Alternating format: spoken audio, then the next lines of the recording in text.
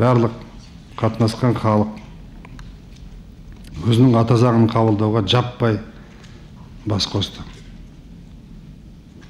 Өзінің иә деген сөзіменен біздің еліміздің тәуелсіздігін нығайтуға, егемендігімізді баянды етуге, халықтың ішіндегі тыныштықты, елдің бірлігін қолдап, үлкен үміт артқан сезімменен келіп дауысын берді халық. Бұның алдында Конституцияның неге керек екенін, не үшін қажет екенін талай рет айтқан болатыным, сондықтан тағы да қайталап жатудың керегі жоқ шығар.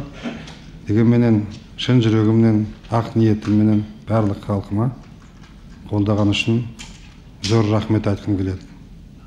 Болашағымыз бақытты болсын, баянды болсын. Тек қана еңбектің арқасында, тек қана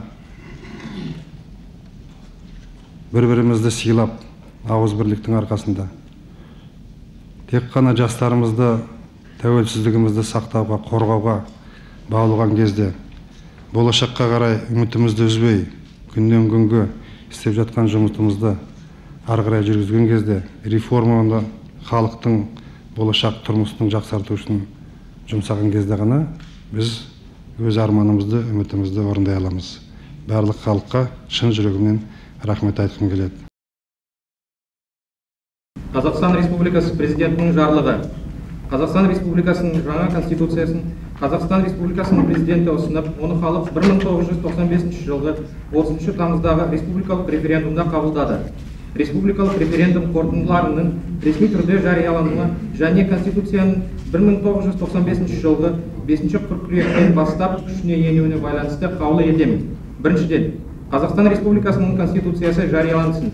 Екіншіден, 1995 жылғы 30 тамыздағы республикалық референдумда қабылданған Қазақстан Республикасы Конституциясының мәтінінің түпнұсқасы Қазақстан Республикасының президентінде сақталатын болып белгіленсін.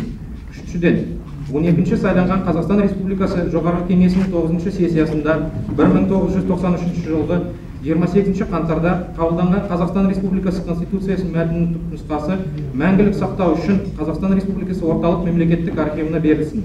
Төртіншіден, осы жарлық жарияланған күннен бастап күшіне енеді.